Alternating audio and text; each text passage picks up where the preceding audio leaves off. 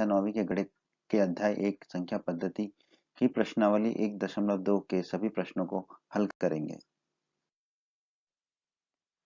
प्रश्न एक में हमसे पूछा है क्या नीचे दिए गए कथन सत्य है या असत्य है, मतलब कि सही है या गलत है, और हमसे बोला गया है कारण के साथ अपने उत्तर दीजिए। हमें कारण भी बताना है अपने उत्तर का कि क्यों वो सत्य है या क्यों वो असत्य है। प्रश्न एक का भाग एक पूछा गया है क्या प्रत्येक अपरिमेय संख्या एक वास्तविक संख्या होती है। तो देखते हैं क्या प्रत्येक अपरिमेय संख्या एक वास्तविक संख्या होती है या नहीं होती है। जैसा कि हमने संख्या पद्धति के परिचय में पढ़ा था कि वास्तविक संख्याओं के वर्गीकरण में वास्तविक संख्याएं या तो परिमेय संख्या होंगी या अपरिमेय संख्या होगी। इसका मतलब है कि जितनी भी अपरिमेय संख्या है वो वास्तविक संख्याएं होंगी ही होंगी, और जितनी भी परिमेय संख्याएं वो भी वास्तविक संख्याएं होंगी, क्योंकि हमने जाना था कि सभी संख्याओं को हम वास्तविक संख्या कहते हैं। तो प्रश्न एक के भाग एक में जो हमसे पूछा है प्रत्येक अपरिमेय संख्या एक वास्तविक संख्या होती है, ये कथन सत्य है या असत्य। तो हमारा उत्तर होगा सत्य, क्योंकि वास्तविक संख्याओं के संग्रह में परिमेय और अपरिमेय संख्याओं से बना होता है, और वैसे भी हम जानते हैं सभी संख्याएं हमारी वास्तविक संख्याएं होती हैं। तो अगर किसी भी सवाल में हमसे पूछा गया है कि क्या वो संख्या एक वास्तविक संख्या है, तो हमारा उत्तर सत्य ही होगा। प्रश्न एक भाग दो हमें बताना है कि यह कथन सत्य है अथवा असत्य है, कारण भी देना है अपने उत्तर का। भाग दो में हमसे पूछा संख्या रेखा का प्रत्येक बिंदु √m के रूप का होता है, जहां पर m एक प्राकृत संख्या है। प्राकृत संख्या मतलब धनात्मक पूर्णांक है। हम देखते हैं ये कथन असत्य है। क्या कारण है उसका? क्योंकि जीरो एक प्राकृत संख्या नहीं है, और जीरो बराबर होगा हमारा √0।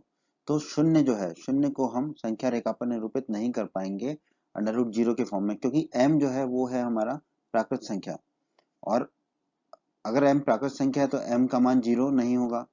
m का मान जीरो नहीं होगा तो जीरो को हम संख्या रेखा पर निरूपित नहीं कर पाएंगे, क्योंकि जीरो होता है हमारा √0।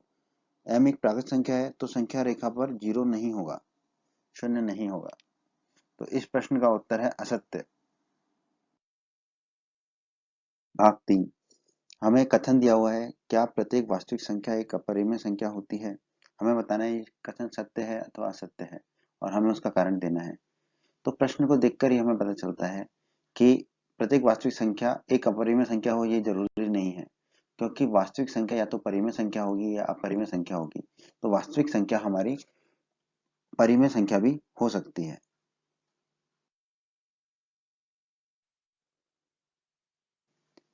जैसा कि मैंने बताया दोस्तों आपको, वास्तविक संख्या या तो मेरी परिमेय संख्या होगी या अपरिमेय संख्या होगी। तो वास्तविक संख्या जरूरी नहीं है हमेशा अपरिमेय संख्या हो।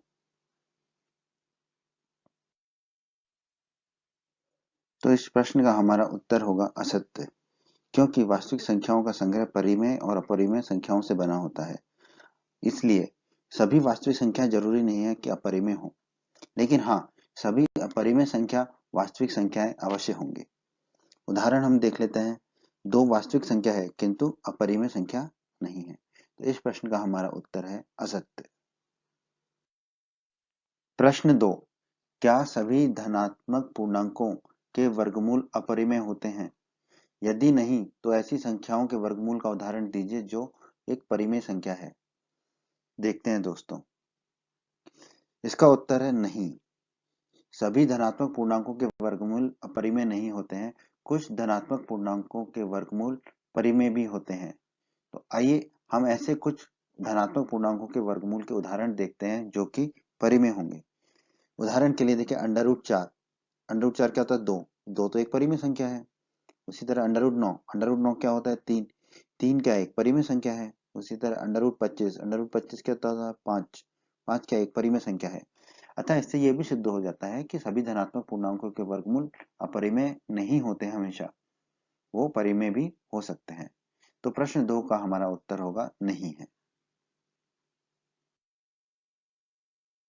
प्रश्न 3 दिखाइए संख्या रेखा पर √5 को किस प्रकार निरूपित किया जा सकता है।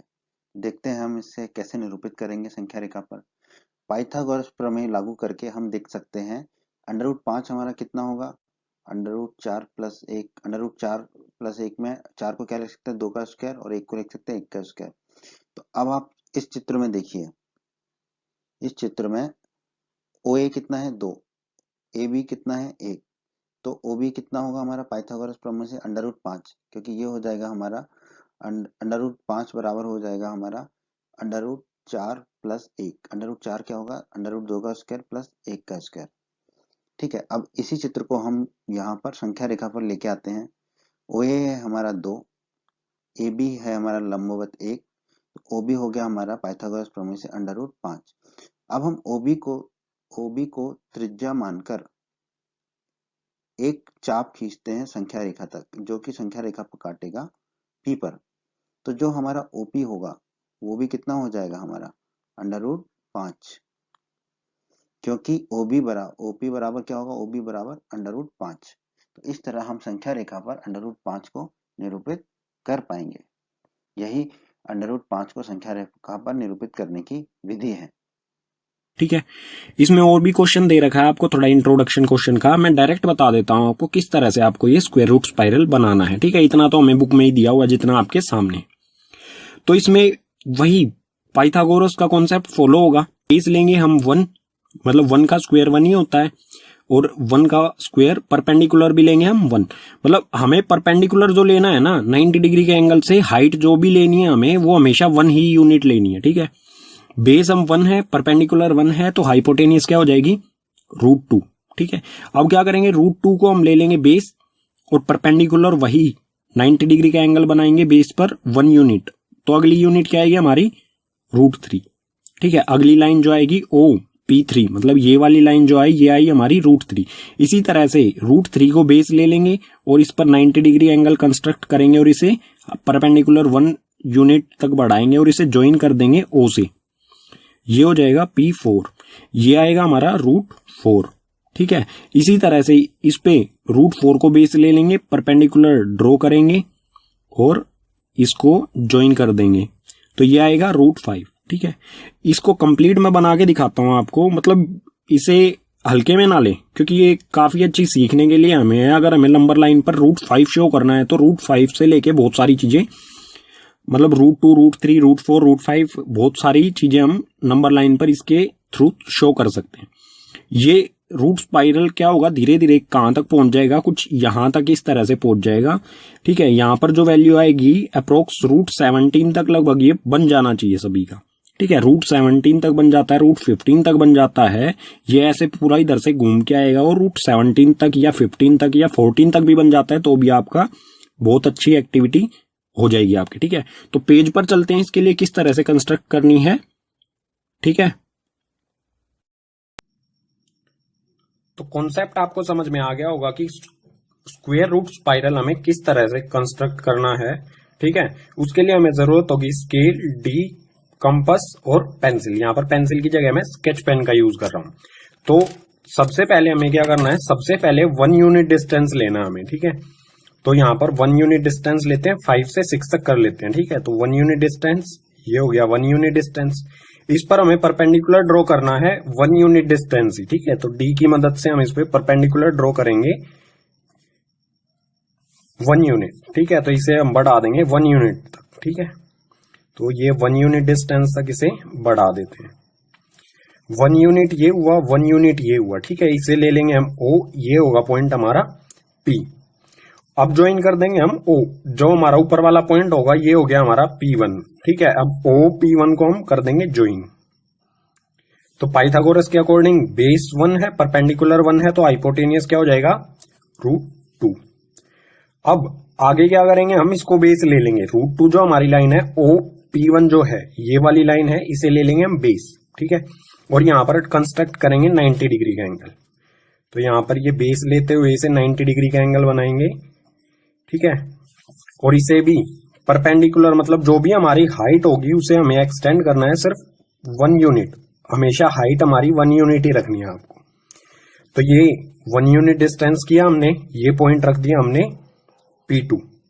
अब इसे ज्वाइन करेंगे P2 और O को ज्वाइन करेंगे, तो ये कर देते हैं ज्वाइन। अब ये जो लाइन आई हमारी OP2 यहां से लेके यहां तक ये होएगी √3 according to Pythagoras theorem.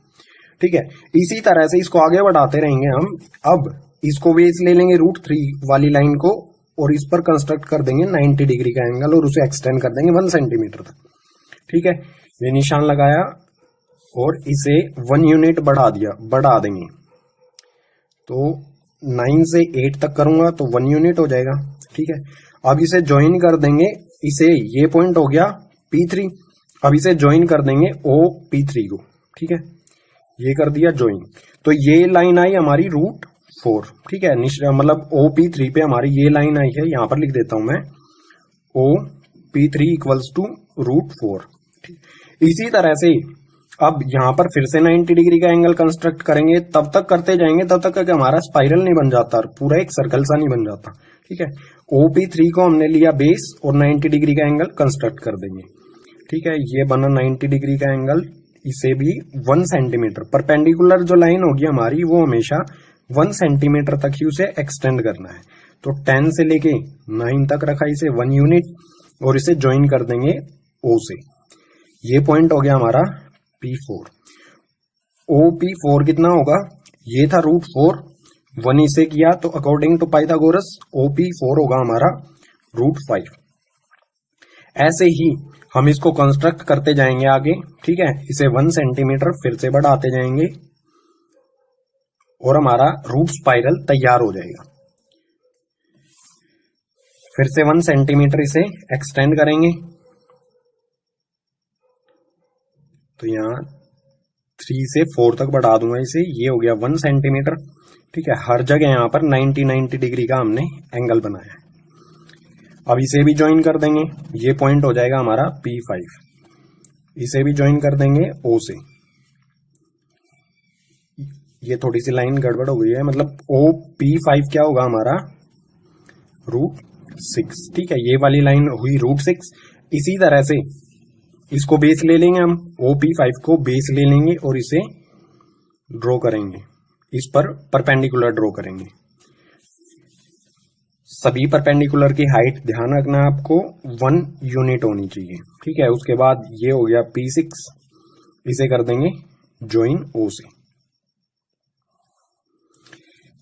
P6 तो OP6 कितना हुआ √6 नहीं 7। ठीक है, इसी तरह से आगे बढ़ाते चलेंगे इसे 90 डिग्री के, यहां पर भी एक 90 डिग्री कंस्ट्रक्शन करेंगे। इसे भी एक्सटेंड करेंगे 1 सेंटीमीटर, ज्वाइन कर देंगे सेंटर से। ये आ जाएगा हमारा P7। ठीक है, OP7 कितना हुआ √8। इसी तरह से आपको आगे बनाते रहना है, तब तक ये पूरा यहां तक नहीं आ जाता। ठीक है, अब देख लेते हैं, मैं डायरेक्ट आपको बना के दिखा देता हूं वीडियो को रिज्यूम करके कि लास्ट में आपको ये किस तरह का दिखाई देगा। तो हमारा अब मैंने यहाँ ये बना दिया है P13 तक। ठीक है, आप इसको और आगे तक भी बना सकते हैं। ठीक है, तो फिर से क्या करेंगे, P13 जो पॉइंट है हमारा, इसको बेस ले लेंगे और इस पर 90 डिग्री का एंगल कंस्ट्रक्ट करेंगे। तो इसे भी 1 यूनिट एक्सटेंड करेंगे। अगर आप पेंसिल से बनाएंगे तो और साफ बनेगा ये। ठीक है, और इसे O से ज्वाइन कर देंगे और ये हो जाएगा P14। ठीक है, ये लाइन जो है यहां से, ये लाइन थोड़ी मिस्टेक हो गई है, ये लाइन यहां पर नहीं है। ठीक है, तो आपको कुछ इस तरह का फिगर बनेगा, इसी को हम कहेंगे रूट स्पाइरल। ठीक है, सभी परपेंडिकुलर हमें ध्यान रखना है कि 1 यूनिट डिस्टेंस ये होगी √2, √3, √4, √5, √6, √7, √8, √9, √10, 11, 12, 13, 14, 15। तो ये √15 तक बना है। ज्यादातर केसेस में क्या होता है, √17 तक इजीली बन जाता है। ठीक है, तो आपको कोशिश करनी है कि √17 तक आप बनाएं। ये आपका √17 तक बनना चाहिए। यहाँ पर स्केच पेन था इसलिए पॉइंट एग्जैक्ट नहीं होता है, तो आपको √17 तक बनाना है। ठीक है।